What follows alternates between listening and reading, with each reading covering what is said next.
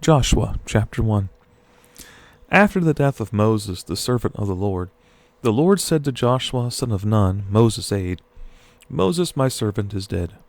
Now then, you and all these people get ready to cross the Jordan River into the land I'm about to give to them, to the Israelites. I will give you every place where you set your foot, as I promised Moses. Your territory will extend from the desert to Lebanon, and from the great river, the Euphrates, all the Hittite country, to the great sea on the west. No one will be able to stand up against you all the days of your life. As I was with Moses, so will I be with you. I will never leave you nor forsake you. Be strong and courageous, because you will lead these people to inherit the land I swore to their forefathers to give them. Be strong and very courageous. Be careful to obey all the law my servant Moses gave you. Do not turn from it to the right or to the left, that you may be successful wherever you go. Do not let this book of the law depart from your mouth. Meditate on it day and night, so that you may be careful to do everything written in it. Then you'll be prosperous and successful. Have I not commanded you? Be strong and courageous. Do not be terrified. Do not be discouraged. For the Lord your God will be with you wherever you go. So Joshua ordered the officers of the people, Go through the camp and tell the people, Get your supplies ready. 3 days from now you will cross the Jordan here to go in and take possession of the land the Lord your God is giving you for your own. But to the Reubenites, the Gadites, and the half-tribe of Manasseh, Joshua said, Remember the command that Moses, the servant of the Lord, gave you. The Lord your God is giving you rest, and has granted you this land. Your wives, your children, and your livestock may stay in the land that Moses gave you, east of the Jordan. But all your fighting men, fully armed, must cross over ahead of your brothers. You are to help your brothers until the Lord gives them rest, as he has done for you, and until they too have taken possession of the land that the Lord your God is giving them. After that, you may go back and occupy your own land, which Moses the servant of the Lord gave you, east of the Jordan, toward the sunrise. Then they answered Joshua, Whatever you have commanded us, we will do. Wherever you send us, we will go. Just as we fully obeyed Moses, so we will obey you. Only may the Lord your God be with you as he was with Moses. Whoever rebels against your word and does not obey your words, whatever you may command them, will be put to death. Only be strong and courageous. Then Joshua, son of Nun, secretly sent 2 spies from Shittim. Go, look over the land, he said, especially Jericho. So they went and entered the house of a prostitute named Rahab, and stayed there. The king of Jericho was told, Look, some of the Israelites have come here tonight to spy out the land. So the king of Jericho sent this message to Rahab, Bring out the men who came to you and entered your house, because they have come to spy out the whole land. But the woman had taken the 2 men and hidden them. She said, Yes, the men came to me, but I did not know where they had come from. At dusk, when it was time to close the city gate, the men left. I don't know which way they went. Go after them quickly. You may catch up with them. But she had taken them up to the roof and hidden them under the stalks of flax she had laid out on the roof. So the men set out in pursuit of the spies on the road that leads to the fords of the Jordan, and as soon as the pursuers had gone out, the gate was shut. Before the spies lay down for the night, she went up on the roof and said to them, I know that the Lord has given this land to you, and that a great fear of you has fallen on us, so that all who live in this country are melting in fear because of you.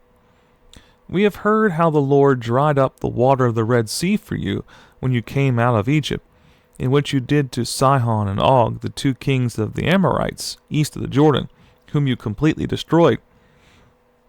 When we heard of it, our hearts melted, and everyone's courage failed, because of you.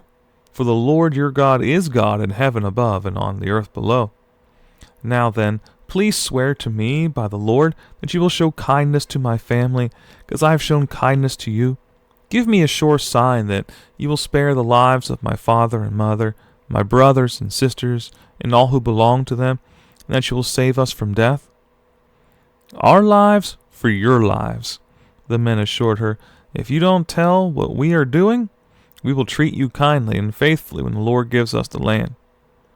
So she let them down by a rope through the window, for the house she lived in was part of the city wall. Now she had said to them, "Go to the hills, so the pursuers will not find you. Hide yourselves there 3 days until they return, and then go on your way."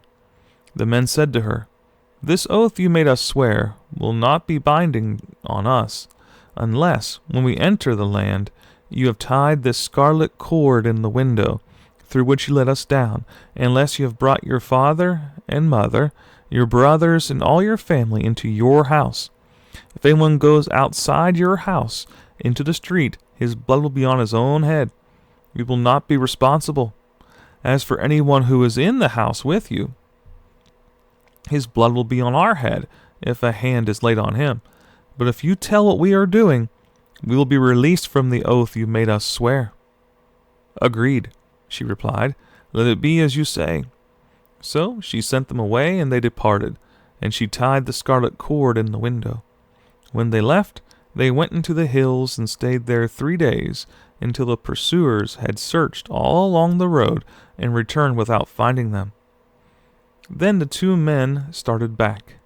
They went down out of the hills, forded the river, and came to Joshua son of Nun, and told him everything that had happened to them. They said to Joshua, "The Lord has surely given the whole land into our hands. All the people are melting in fear because of us." Early in the morning, Joshua and all the Israelites set out for Shittim and went to the Jordan, where they camped before crossing over. After 3 days, the officers went throughout the camp, giving orders to the people. "When you see the ark of the covenant of the Lord your God and the priests, who are Levites, carrying it, you are to move out from your positions and follow it. Then you will know which way to go, since you have never been this way before. But keep a distance of about 1,000 yards between you and the ark. Do not go near it." Joshua told the people, "Consecrate yourselves, for tomorrow the Lord will do amazing things among you." Joshua said to the priest, "Take up the ark of the covenant and pass on ahead of the people." So they took it up and went ahead of them. And the Lord said to Joshua, "Today I'll begin to exalt you in the eyes of all Israel, so they may know that I am with you as I was with Moses. Tell the priest who carry the ark of the covenant, when you reach the edge of the Jordan's waters, go and stand in the river." Joshua said to the Israelites, "Come here and listen to the words of the Lord your God. This is how you will know that the living God is among you, and that he will certainly drive out before you the Canaanites, Hittites, Hivites, Perizzites, Girgashites, Amorites, and Jebusites. See, the ark of the covenant of the Lord of all the earth will go into the Jordan ahead of you.